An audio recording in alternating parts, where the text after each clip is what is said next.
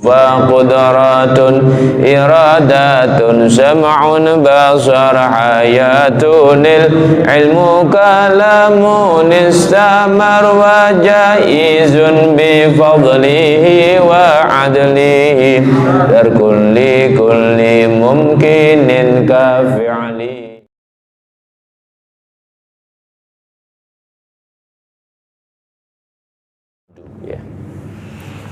Falhamdulillahil qadimil awwali wal akhiril baqi bila tahawuli.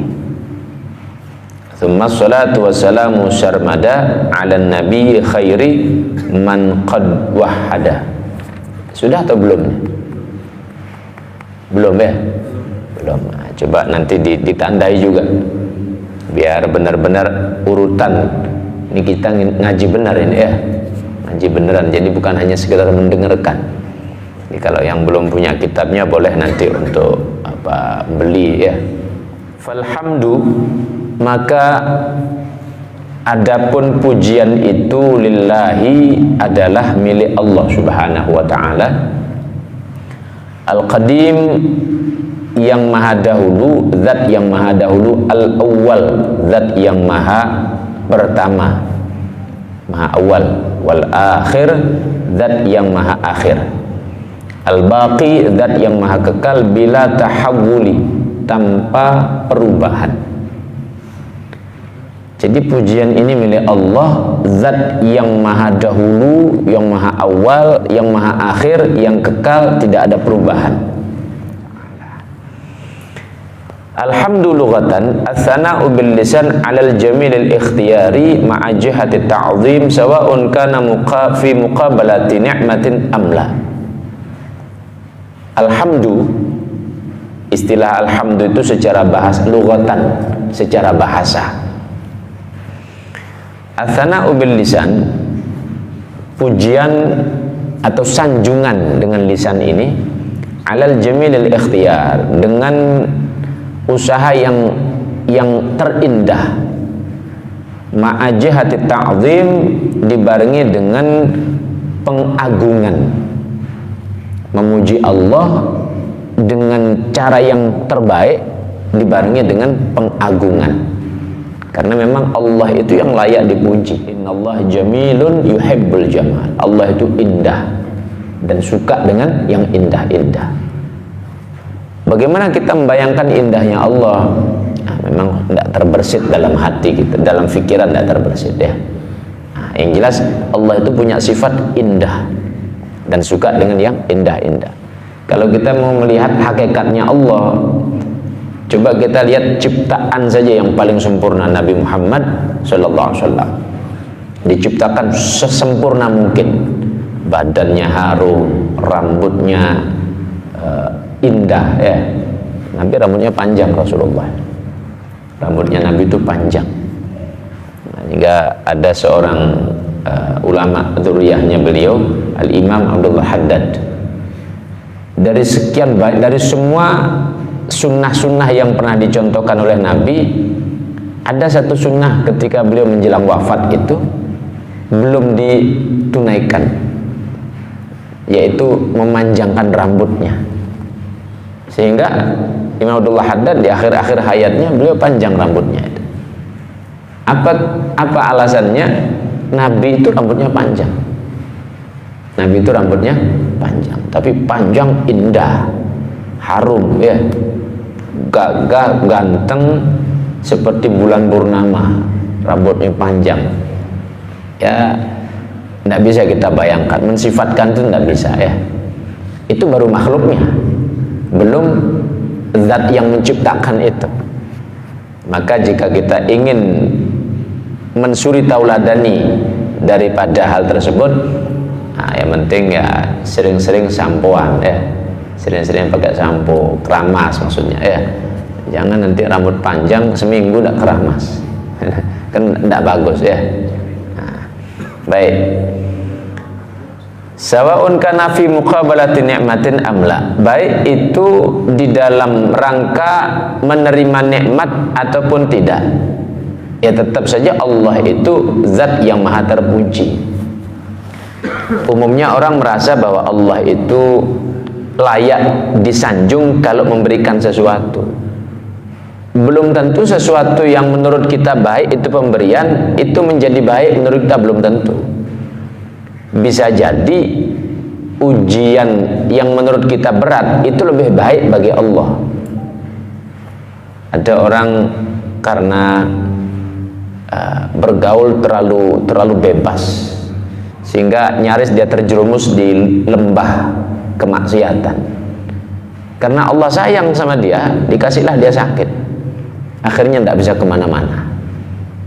Mau bergaul bebas tidak bisa, mau berfoya-foya sudah tidak bisa lagi, dibuat sakit oleh Allah.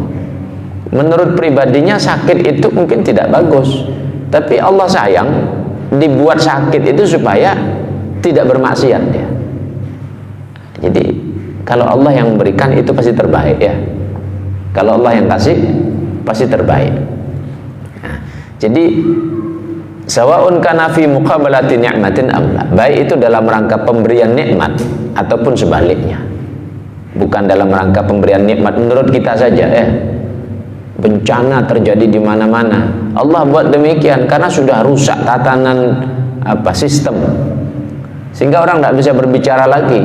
Tokoh-tokoh besar, tokoh-tokoh ulama pada dipenjara, disumpal mulutnya tidak bisa ngomong. Akhirnya bagaimana caranya Allah menata kembali? Dihancurkan semuanya, dibuat banjir bandang, angin besar, puting beliung, gempa bumi macam-macam. Akhirnya sistem yang rusak itu dengan sendirinya rusak tatanannya. Itu baik itu. Menurut Allah itu baik. Bisa jadi seperti itu ya. Bisa jadi seperti itu. Maka fi muqabalati ni'matin amla. Wa syar'an fi'lun yumbi'u an ta'zimil mun'im bisababi kaunihi mun'iman walau ala ghairil hamid. Satu perbuatan yang menumbuhkan daripada sifat pengagungan terhadap al-mun'im, Allah Subhanahu wa taala. Al-mun'im, zat yang memberi nikmat. Bisa babi kaunihi mun'iman, karena sebab adanya Allah itu memang sebagai pemberi nikmat, bukan sifatnya saja pemberi nikmat, tapi memang sekaligus dipraktekkan begitu. Allah punya sifat penyayang, ya dipraktekkan. Allah punya sifat pengampun, ya dipraktekkan tuh. Ada satu cerita ya terkait dengan seorang wali itu ya. Seorang wali, dia datang ke Mekah itu. Di sana dia ingin supaya terbebas daripada dosa-dosa sehingga benar-benar nikmat dia beribadah. Ingin terbebas daripada dijaga, maksum supaya tidak berbuat dosa, sehingga dia fokus ibadah begitu. Maka datanglah suara menyatakan, ya fulan, kamu itu ingin meminta sesuatu yang tidak adil bagi diriku, karena aku itu punya sifat pengampun. Lah sifat pengampun itu akan diberikan bagi orang yang melakukan dosa. Lah kalau misalnya kamu minta supaya terbebas tidak punya dosa, nanti terus bagaimana aku ngampuni dosa kamu? Di mana diletakkan sifat maha pengampun itu? Artinya Allah senang juga melihat orang-orang yang dia melakukan kesalahan-kesalahan tapi kemudian bertobat. Bahkan dalam hadis qudsi dikatakan, seandainya di dunia ini semua jadi orang taat, tidak ada yang maksiat, maka Allah hancurkan mereka itu. Allah akan ambil mereka, maksudnya Allah akan ambil, lalu Allah akan keluarkan lagi orang-orang yang dia bermaksiat tapi dia kemudian bertobat pada Allah. Allah itu suka rintihan hambanya ketika dia bertobat kepada Allah Subhanahu wa taala. Jadi apa yang melekat pada sifat-sifat Allah sekaligus harus dilakukan itu. Sifat pengampun ya memang harus diterapkan, sehingga kalau ada orang yang bersalah, bermaksiat, kemaksiatannya kita benci, tapi pribadinya jangan kita benci. Nah, kita ajak, kita ingatkan, karena yang namanya maksiat semua tidak suka dengan maksiat, tapi pribadinya karena mungkin proses perjalanan hidupnya begitu, ada sifat Allah yang siap untuk menerima daripada kealfaannya, daripada kekurangan-kekurangan daripada dosa-dosanya. Sifat Allah Al-Ghafur. Jadi sifatnya melekat dan sekaligus dipraktekkan. Begitu juga Al-Mun'im, zat yang memberi nikmat. Sifatnya Allah pemberi nikmat. Ia dipraktekkan begitu. Untuk siapa semuanya?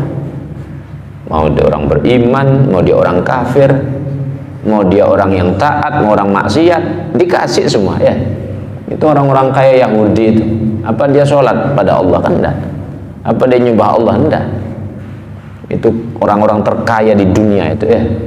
Sebagian mereka orang-orang Yahudi itu, apa mereka nyembah Allah? Enggak. Bahkan mereka itu cenderung mereka melanggar. Minhumul mu'minun wa aktsaruhumul fasiqun. Walau amana ahlul kitab lakana khairal lahum.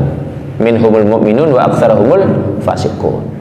Jadi Allah menegaskan, seandainya mereka ahlul kitab itu, orang Yahudi, orang Nasrani itu beriman pada Allah, lakana khairal lahum, itu akan lebih baik bagi mereka. Tapi kenyataannya ya sebagian ada yang beriman mereka itu, wa aktsaruhumul fasiqun, tapi kebanyakan mereka itu fasik. Kebanyakan mereka fasik. Namun walaupun dia itu fasik, tidak tahu bahwa itu Allah yang layak disembah, tidak nyembah Allah, tetap saja dikasih rezeki. Ini zat Al-Mun'im, zat yang maha memberi nikmat. Mau dia orang taat, orang maksiat, maka jangan diukur, saya ini kok taat ibadah, sering pengajian, berzikir tidak pernah absen, tapi kok susah hidup saya. Memang ibadah itu bukan untuk nambah rezeki, memang. Berzikir itu bukan untuk memperkaya diri, bukan ya. Jadi ibadah itu untuk mendekatkan diri kepada Allah. Berzikir itu untuk mendekatkan diri kepada Allah. Sholawat itu untuk mendekatkan diri kepada Allah. Nah perkara nanti ketika dia sudah dekat, dikasih bonus sama Allah, itu beda lagi. Kan begitu. Jadi jangan berpikir ini sudah ahli berzikir, maka ada kiai-kiai yang bahkan sampai mereka uzlah, menyendiri, sudah banyak zikirnya, lalu kita kemudian berprasangka ini orang banyak zikir saja hidupnya susah. Jadi kan suudzon jadinya ya. Ini banyak zikir hidupnya susah, ini banyak ibadah hidupnya susah.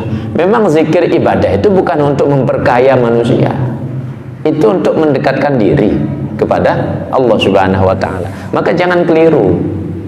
Kalau keliru dia bersikap bahwa dianggapnya berzikir itu nanti memperkaya, ya tentu para kiai itulah yang lebih kaya harusnya. Mereka yang benar-benar hatinya fokus, hatinya bisa terkontrol untuk selalu ingat kepada Allah, mereka lebih kaya harusnya. Tapi kan memang bukan begitu Allah mengatur. Itu untuk pendekatan saja ya, untuk pendekatan saja itu. Nah, baik.